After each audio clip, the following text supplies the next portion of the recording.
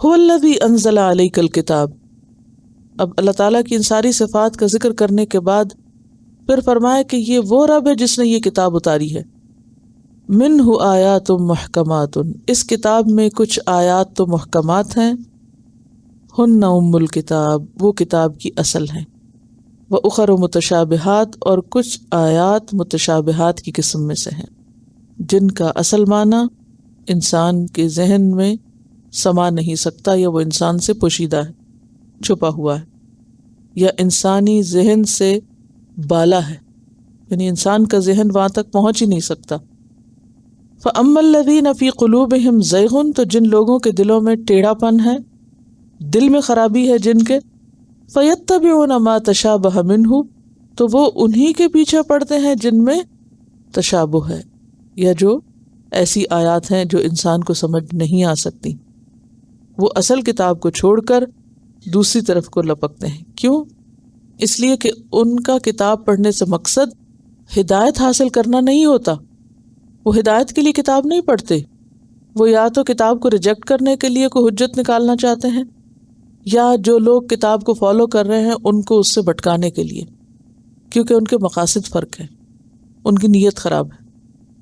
آج آپ دیکھیں کہ قرآن اپنے اندر ایسے ایسے دلائل رکھتا ہے کہ جس کی بنا پر کوئی بھی شخص یہ کہہ نہیں سکتا کہ یہ اللہ کی کتاب نہیں ہے، یا یہ کہ اس میں کوئی تبدیلی ہوئی. لیکن اس کے باوجود بہت سے لوگ آج بھی اس کوشش میں مصروف رہتے ہیں کہ خود قرآن کے اندر سے ایسی آیات اور ایسی باتیں نکال کر لوگوں کو کنفیوز کریں، ان کے ذہن میں انتشار پیدا کریں اور انہیں اس کتاب سے ہٹا دیں.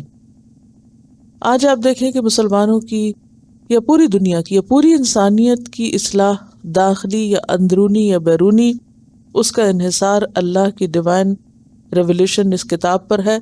لیکن اس کتاب کو لوگوں کی نگاہوں میں گرانے کے لیے یا مشکوک بنانے کے لیے ہر دور میں اور آج بھی جو طریقہ یا وتیرہ اختیار کیا گیا ہے وہ یہی ہے کہ قرآن کے اندر سے ایسی باتیں نکال کر لوگوں کو پریشان کرو کہ جو ان کی سمجھ سے باہر ہو، اور پھر یہ ثابت کرو کہ دیکھو قرآن میں کیا ہے، ایسا اور ایسا لکھا ہوا ہے، اور یہ تو عقل میں نہیں سماتا، اور یہ تو انسان کی سمجھ سے باہر ہے، لہٰذا یہ انسان کی ہدایت کا سامان کہاں سے ہو سکتا ہے، یا یہ اللہ کی کتاب کیسے ہو سکتی. جیسے آپ نے سورۃ البقرہ میں پڑھا کہ وہ لوگ جو فاسق ہیں وہ کیا کرتے ہیں، وہ کتاب میں جو مثالیں بیان ہوئی ہیں ان کے بارے میں اعتراض کرتے ہیں. وہ کہتے ہیں کہ یہ مچھر اور مکھی کی مثالیں کیوں ہیں؟ تو وہاں پر اللہ تعالیٰ نے کیا فرمایا، ان اللہ لا یستحیی ان یضرب مثلا ما بعوضۃ فما فوقها فاما الذین آمنوا فیعلمون انہ الحق من ربہم واما الذین کفروا فیقولون ماذا اراد اللہ بہذا مثلا. جو مضمون وہاں بیان ہو وہی مضمون یہاں یہ بیان ہو رہا ہے کہ وہ متشابہات کے پیچھے پڑ کے کیا کہتے ہیں کہ یہ کیوں بیان ہوا، یہ بات کیوں آئی. یعنی بعض آیات کا وہ مذاق بھی اڑاتے ہیں، اور بعض آیات ان کی عقل سے بالا ہیں تو وہ سمجھتے نہیں تو انکار کر دیتے ہیں. تو اس لیے یہاں پر انسانوں کے دو گروہوں کا ذکر کیا گیا ہے. ایک وہ گروہ جو کتاب کو حق مانتا ہے اور اس کی پیروی کرتا ہے اور اس پر یقین رکھتا ہے، اور دوسرا وہ گروہ جن کے دلوں میں ٹیڑھ ہے، جن کی نیت خراب ہے، وہ کتاب کے اندر سے ایسی ایسی باتیں نکالتے ہیں کہ جس سے کتاب کی اوتھینٹسٹی کو مشکوک کیا جائے اور لوگوں کو اس سے پھیرا جائے. فَيَتَّبِعُونَ مَا تَشَابَهَ مِنْهُ، وہ کتاب کی متشابہ آیات کے پیچھے پڑتے ہیں.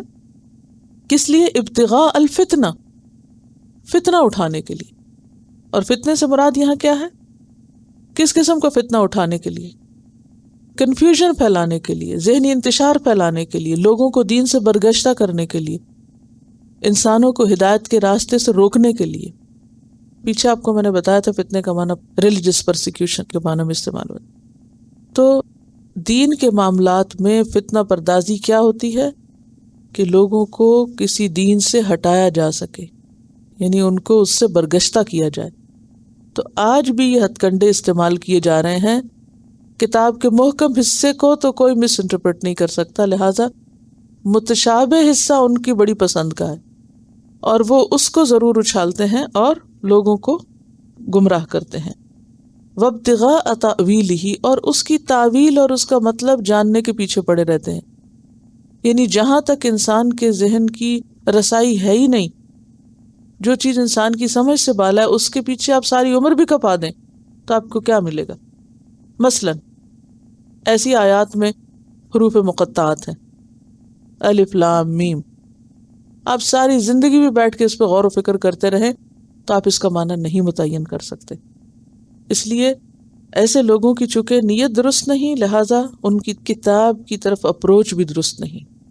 وما یعلم تأویلہ الا اللہ، اور ان کی تعویل کوئی نہیں جانتا مگر اللہ. والراسخون فی العلم، اور راسخون فی العلم بھی کچھ باتوں کا مطلب جانتے ہیں. آمنا بہ، ہم اس پر ایمان لائے. یہ کون کہتے ہیں؟ راسخون فی العلم کہتے ہیں ان باتوں کو جن کو وہ سمجھتے ہیں اور ان کو بھی جن کو وہ نہیں سمجھتے.